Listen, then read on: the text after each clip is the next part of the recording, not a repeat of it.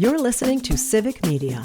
You can tune into any of our live shows on any radio station across the state with the Civic Media app. Find us in your phone's app store and listen anytime, anywhere.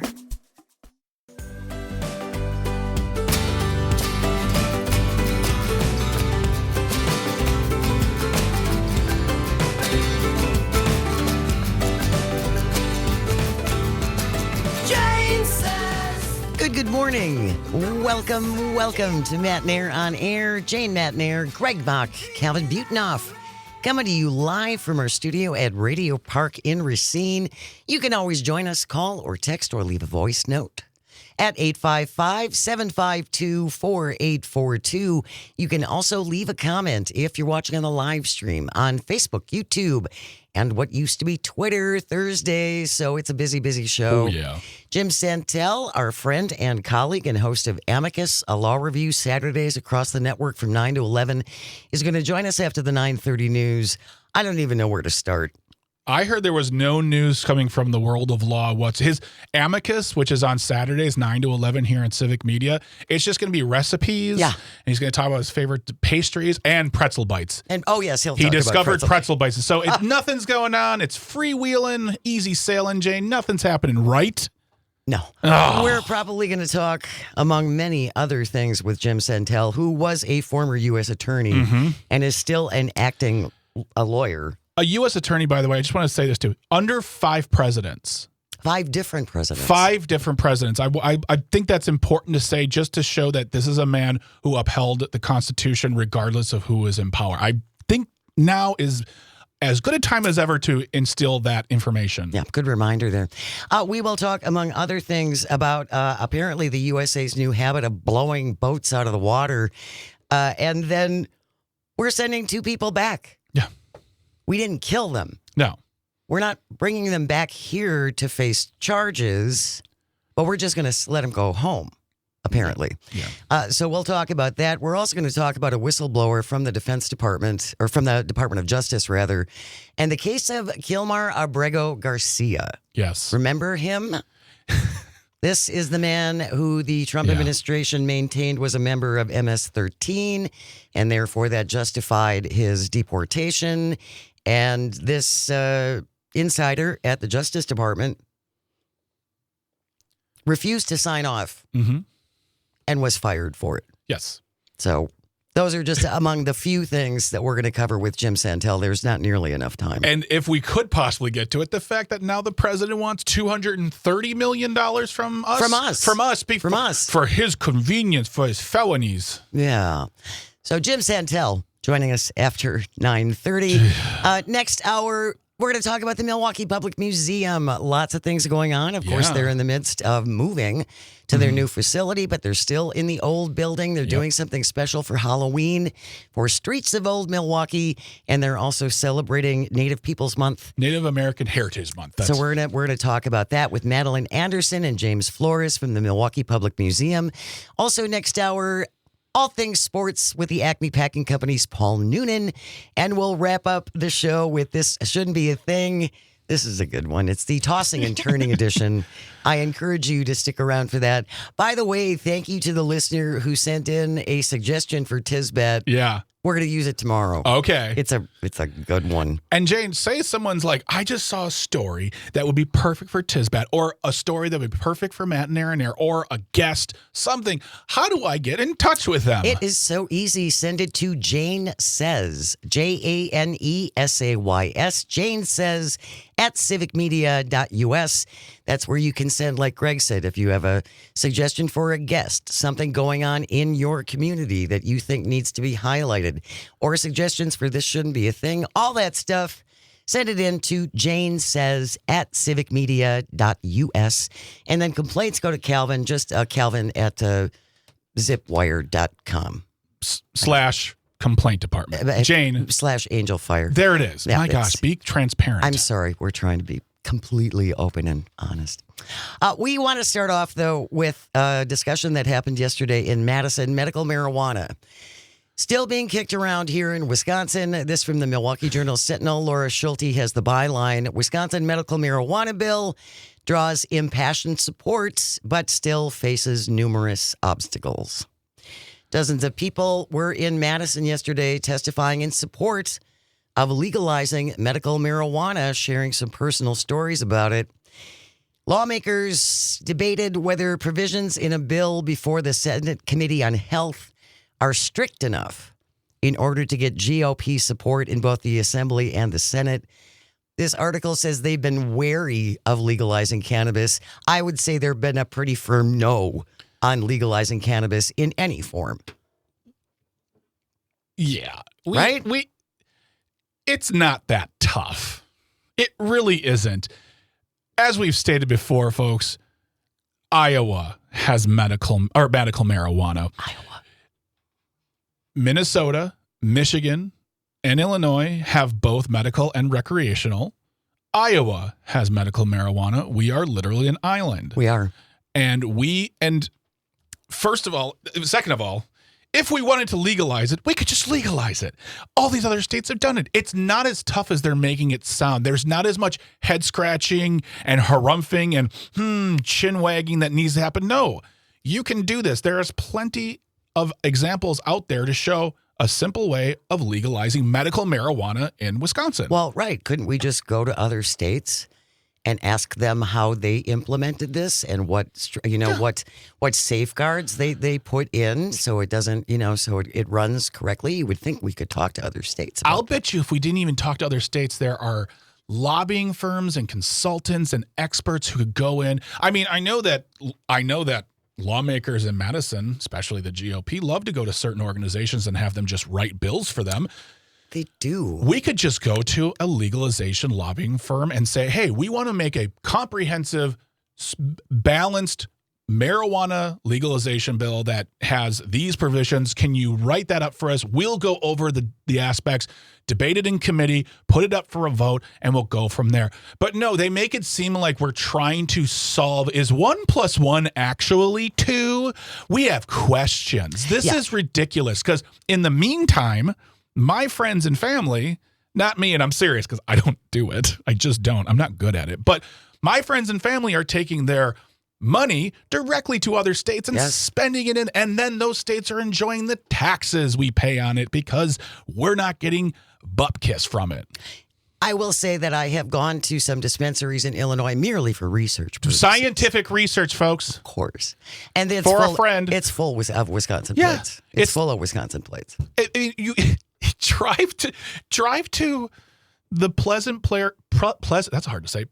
Prairie Outlet Mall. You drive 7 seconds further south. It's like 5 dispensary billboards saying, come on in, guys. Come. We got you. We're right here. We got you. We're right on the other side of the border. We are missing out on just medical marijuana, so much tax revenue, and they're making it seem like this is the most difficult thing. And what'll happen, Jane, if we do this?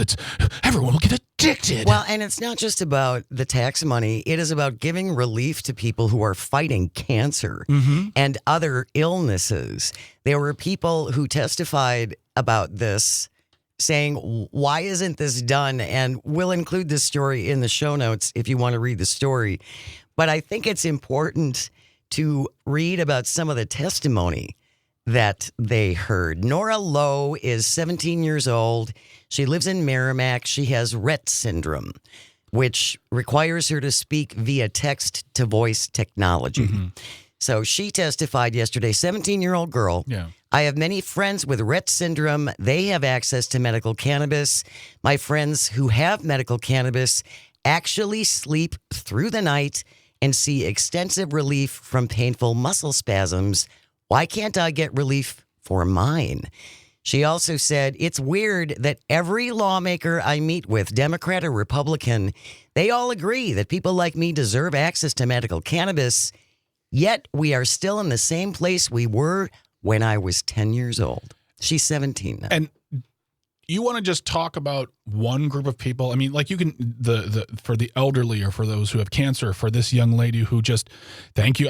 You're not listening, I'm sure right now, but thank you for speaking up to our lawmakers. That's the way we tell them what we're thinking. We make our voices heard. But also just the vets out there who utilize some form, whether it's microdosing, whether it's marijuana. For PTSD. For PTSD, for all the things they go through that affect them specifically for what they have done for our country. That is an important part of not their good time fun. It's part of their medical and healing journey. It's important, and they shouldn't have to drive to Michigan, to Minnesota, or Illinois to get access to this. And I know there are people out there who have very staunch opinions saying, I don't think this is the right move. And I understand that. Usually when I hear that from people, it's based on a personal instance. Someone in their family maybe fought addiction. Which I understand. Me too. Completely. But that, for me, then I say we do not make alcohol legal. And there are many people who have addiction in their life from alcohol.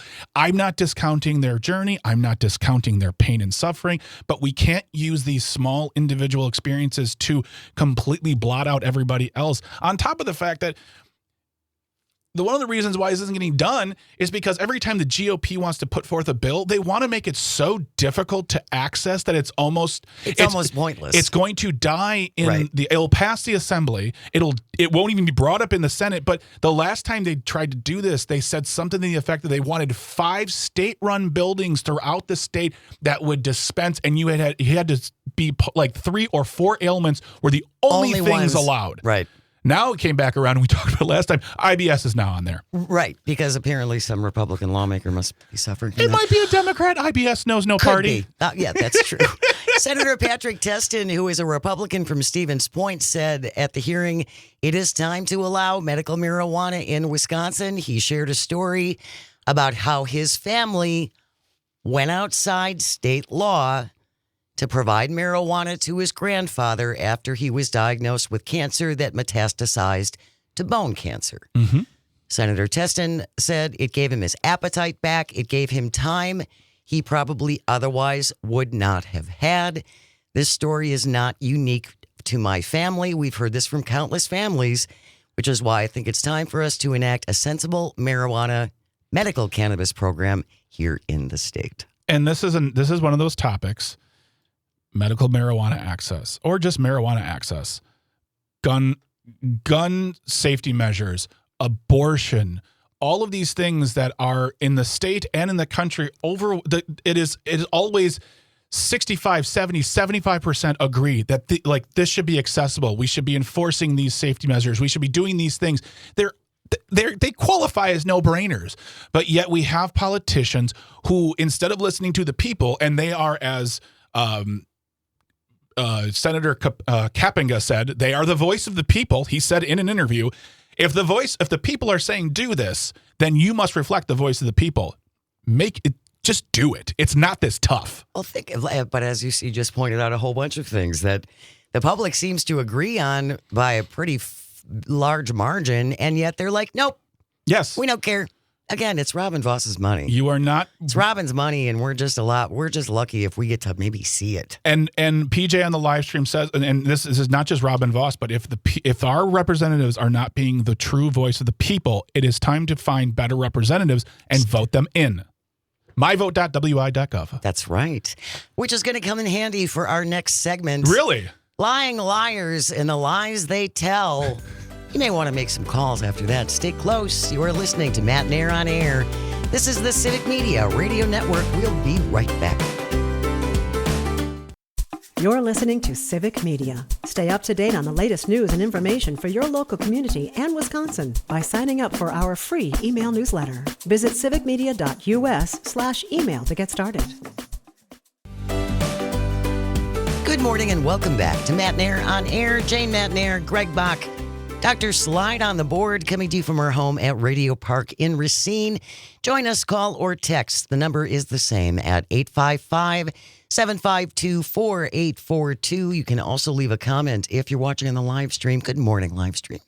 On Facebook, YouTube, and what used to be Twitter. Coming up after the 9:30 news, Jim Santel will be here, host of Amicus, a law review Saturday mornings across the network from 9 to 11. Great show. Check it out. It's fabulous. He's going to join us to talk all things legal. There's a lot going on. Oh, yeah. But we wanted to just spend a little time on this as the complete destruction now of the East Wing of the White House is underway. Yes. pretty much. This is not what the President of the United States originally said when he was talking about his big blob of a billionaire ballroom. Calvin, let's play that clip from the President of the United States talking about the ballroom, please. It'll be built over on the east side, and it will be beautiful. It'll be views of the Washington Monument. It won't interfere with the current building. It'll be near it, but not touching it, and pays total respect to the existing building, which I'm the biggest fan of. It's my favorite. It's my favorite place. I love it. It's my favorite building. I really love the building. Yeah, it's gone. That was a lie. Yeah, they're tearing it down. They're completely tearing down the east wing of the White House. Yeah. Donald Trump, according to the New York Times, initially said the ballroom would not dismantle parts of the White House. His officials now say it's cheaper to simply demolish the East Wing. Speaking of cost, it was originally $200 million.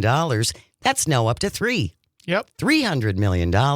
Of course, he's going to pay. He and his rich buddies are going to pay for it since they're going to be the only ones who get to go in it. Yeah. And there are rich people who are a part of this. Yes, the Winklevoss twins, they're big donors. Adelson family, they're big donors. Peter Thiel's company, Palantir, they're big donors. CNN posted a list of all the donors to the big billionaire ballroom. If you've seen pictures of this destruction of the White House, it's horrifying. Yeah. It's really horrifying. You would have thought that they would have at least have taken out some of the pieces of the building before they started destroying it. No. You save some of these architectural features. This is historic. These are historic buildings. Yeah. These are our buildings. Yep. Yeah. They're the people's buildings. The East Wing of the House primary, I'm just reading this off of, because people hear about the West Wing all the time, but they don't know what the East Wing really does. It's office space for the First Lady. She's in Florida and or New York, and her staff. Public and visitors entrance, a venue for social and official functions. I guess a venue not big enough for the president and his love of gold. It also housed the White House Family Theater, and importantly, located atop a secure underground emergency operations center. The East Wing is currently being demolished. Yeah, completely demolished. But Jane, the president said some time ago that nothing would be touched. He loves the White House. He loves his that favorite The view. East Wing, from what I understand, is his favorite part of the building. Here's what Donald Trump said yesterday. Again, he originally said, we're not touching the East Wing. It'll be adjacent. It'll be close. But I love that building. We'll save it. Calvin, let's play clip number 2, please, on the big billionaire ballroom. Your response to people who say that you haven't been transparent enough about this, I haven't been transparent. that some of your critics feel it should have gone through a I've shown this to everybody that would listen. Third-rate reporters didn't see it because they didn't look. You're a third-rate reporter, always have been. So third-rate reporters didn't look, but anybody that asked, these pictures have been in newspapers. They've been all over the place, and we're very proud of it. It's gotten great reviews. It's gotten really great reviews. Who's giving? That's enough. Who's giving reviews? Yeah. Where is he getting reviews from? People. Some people who've given him money. Some people are giving reviews. All the people love it. We love the reviews. It's like Amazon. It's like a 5-star review on Amazon. He's a liar, and he has destroyed the White House. And this will not. What stops him from saying, I don't like any of this? We're starting over from the Nothing. top. And the biggest part is that there is not one Republican lawmaker who will stand up and say anything about this. Except maybe Marjorie Taylor Greene. Well, yes, Yeah, her. very which- weird. That's a whole nother discussion.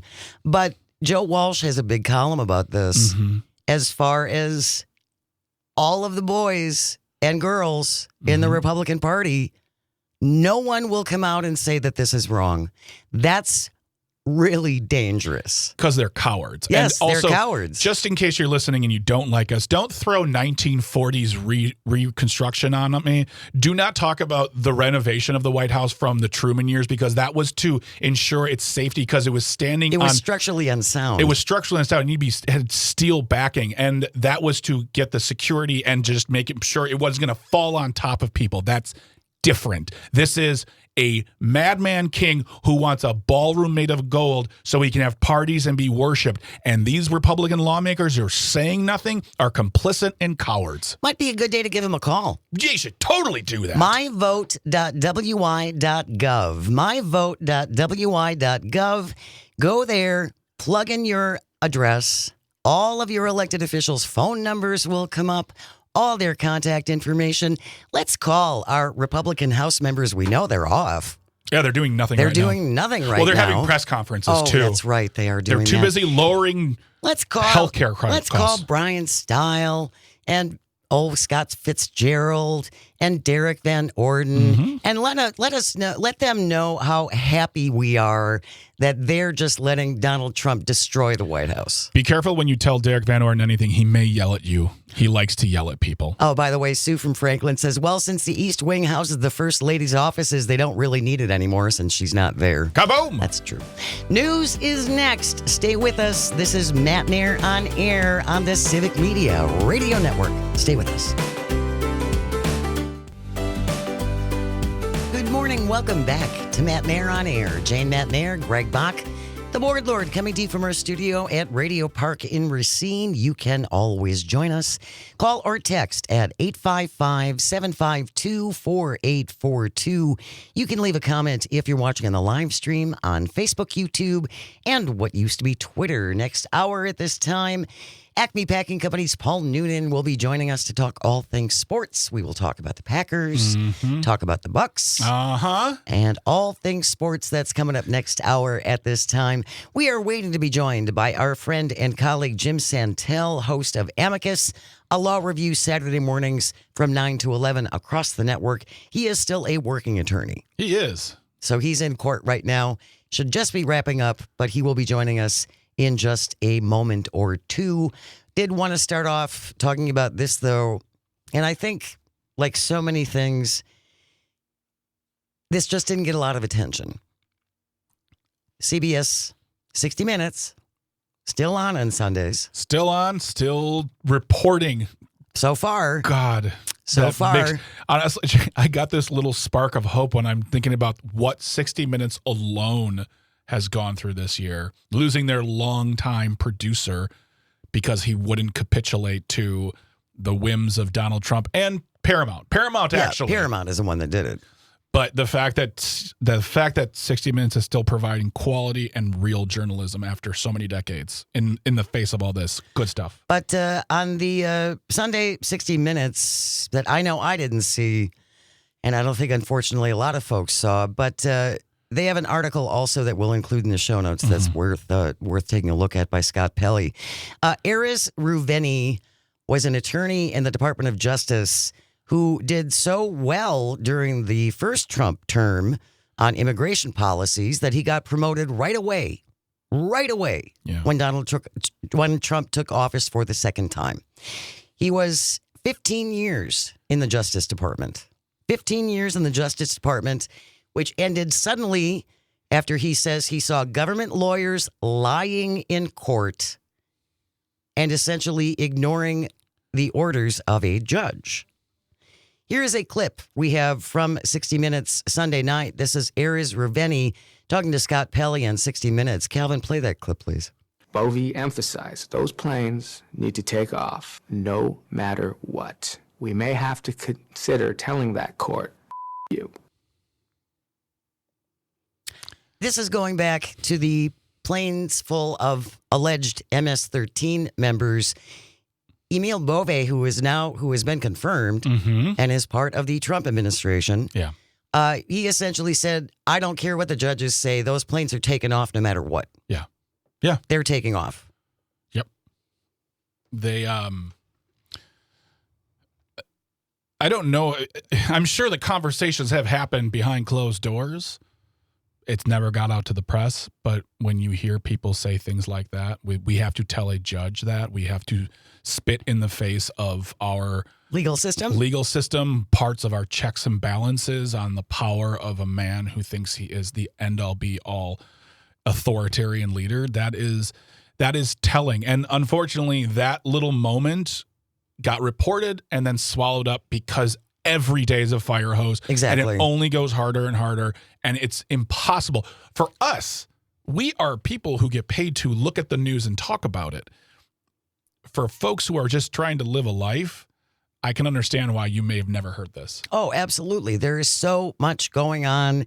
And again, we're still living our lives and paying bills and grocery shopping and cooking and all, taking care of our elderly parents and our younger children. Mm-hmm. And the other thing in this article and in this interview that happened on 60 Minutes on Sunday, he also says that he was told to lie about Kilmar Abrego Garcia. This, again, goes back a few months. You may have forgotten about this. Yeah. This is a man that the Trump administration said it had to deport because he was a member of MS-13. He was a gang member. They had no proof of that. Well, Jay, they had a doctored photo. Right, a doctored, which that's a whole other thing, too. He was told to lie and say that Kilmar Abrego Garcia was a member of MS-13, even though there is no evidence that that is true. And he said, I just couldn't do that. I could not do it. And on top of that, Kilmar Abrego Garcia had a protective order from a judge before all this saying he could not be deported back to it because he was going, again, he was going through the process. A lot of people come to this country on illegal matters, whether it's running on a visa, coming here illegally, and then they want to go through the process. They want to do it right. And they're doing everything they've been told for the past 10, 15, 20, 30 years. Just do it right. That's what they're doing. And they're still getting snatched up. They're still going to immigration court and having their appointments canceled and then being arrested. This is not the worst of the worst. These are just individuals trying to, once again, live their lives like you are. You were blessed to be born in this country. They were not, maybe, but they're doing exactly what you asked them to do. And Kilmar Abrego Garcia was not part of a gang. There was no evidence. A judge said he could not be deported, and they still did it anyways. Erez Ruveni, here's what he said. Here's the important thing here. Whether Mr. Garcia is or isn't a member of MS-13 is beside the point. What matters is that they did everything they did to him in violation of his due process rights. What is to stop them if they decide they don't like you anymore? What have we been saying? They can say, you're a criminal. Mm-hmm. You're a member of MS-13. You're a terrorist. What's to stop them from sending in some attorney at the direction of the Justice Department to delay or, if necessary, to lie about it? And now it's you, and your due process is gone. We've been saying this for months now. Yes. For over a year. You may love him. You may worship at him. You may have all the hats and T-shirts, the flags. You give him money. You go to the rallies. You do all the things you need to do. But one day it may come down to the fact that you are not good enough. You're not Trump enough. And we are joined wonderfully by a former U.S. attorney and host of Amicus, a law review, 9 to 11 Saturday here at Civic Media, Mr. James Santel. And I want to open up with a question because, James, you said the magic words, due process. We heard earlier this year Stephen Miller say we can do away with due process on a case-by-case matter. But what we have found out, Jim, if you could clarify and tell me if I'm right or wrong, due process isn't a case by case. It's a binary. It either exists or doesn't exist. And when it exists, it's for all. When it's not, we all don't get it. It's exactly right. And you know who said that, Greg and Jane? A guy named James Madison and others at the founding of our nation.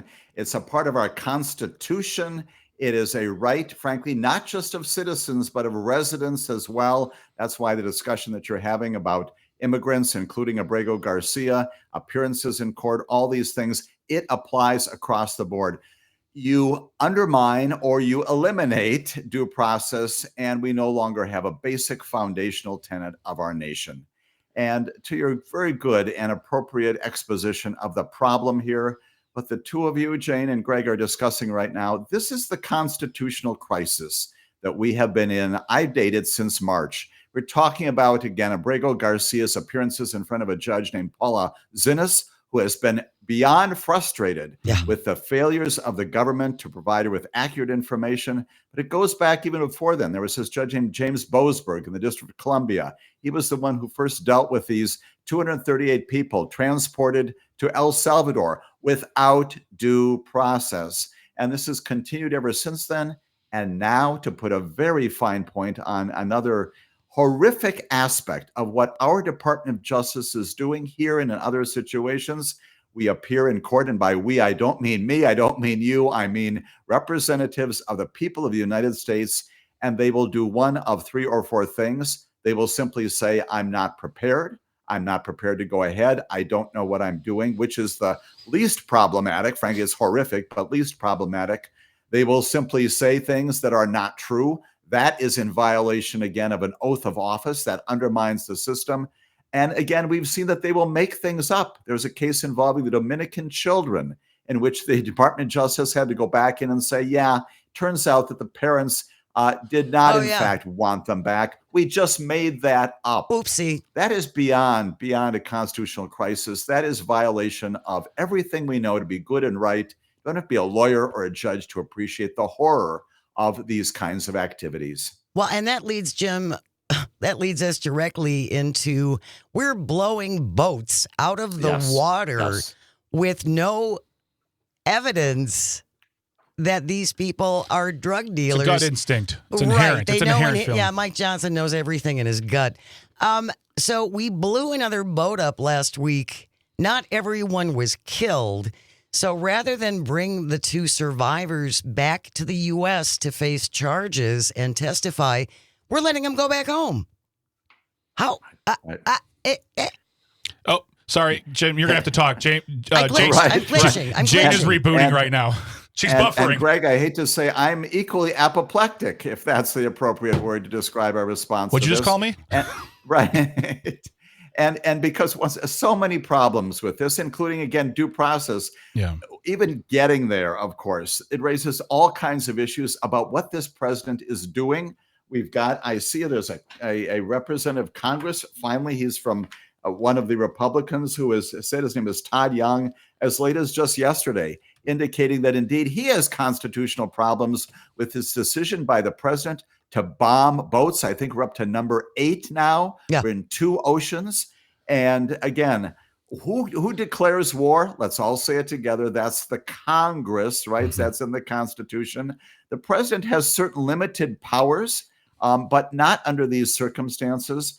This is not law enforcement that we would identify. Again, there are interdiction capacities of some law enforcement agencies, but they don't bomb boats. They don't kill people on the high seas. And so the confusion, once again, of law enforcement and military action makes this not just wrong, it's illegal, it's unconstitutional. And one of the concerns is, okay, we repatriate, and so these people don't even have the forum in which to discuss this, right? Right. And so we send them back, and again, even the courts, which would otherwise recoil in horror at this, don't have that capacity to do this. It is just another example of this president engaging in conduct for which there's no legal authority. We're talking to Jim Santel, who is the host of Amicus, a law review, which you can listen to 9 to 11 every Saturday on the Civic Media Radio Network. It's a wonderful show talking about all the news coming out of law. It's a masterclass. It's law school on Saturday morning. It's amazing. You should listen to it. Get it in your life.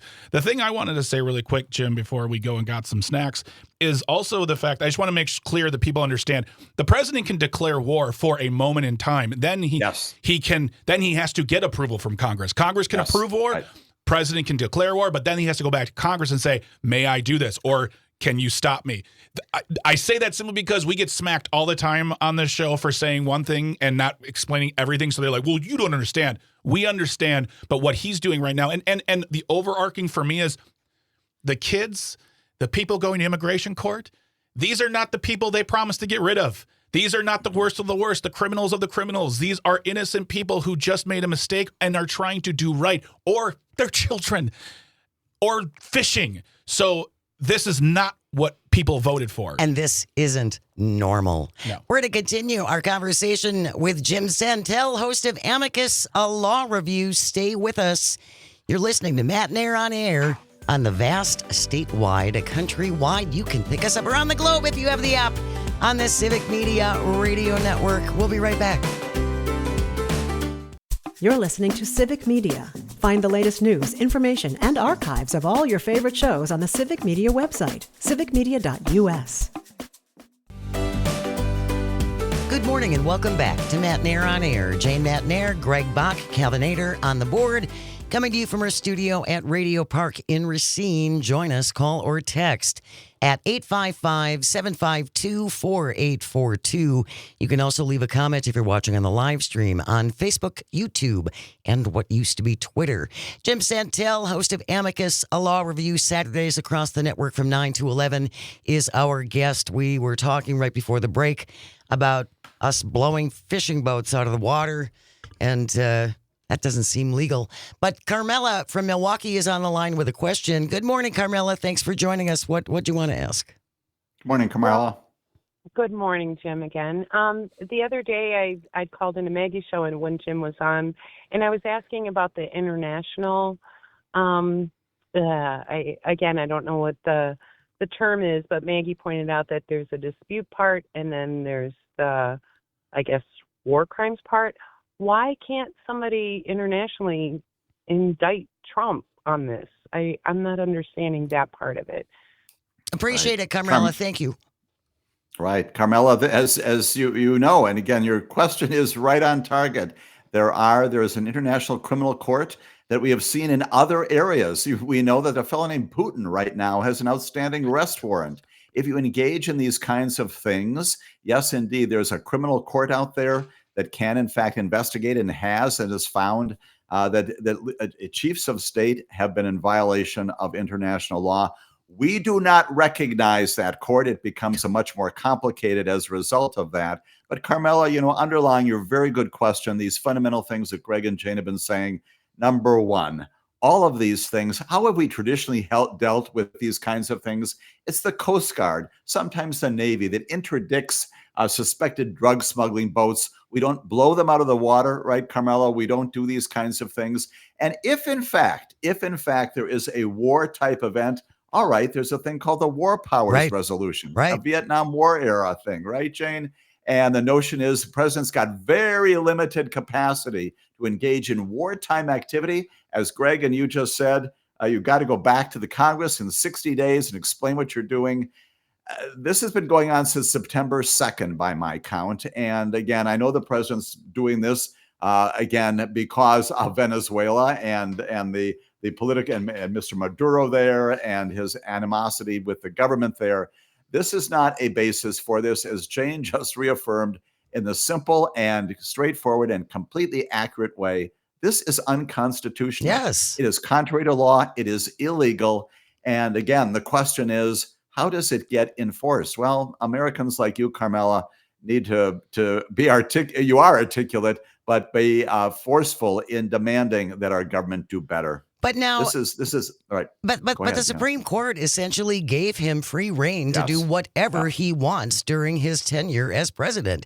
He cannot be held accountable for anything. Thank you, Supreme Court.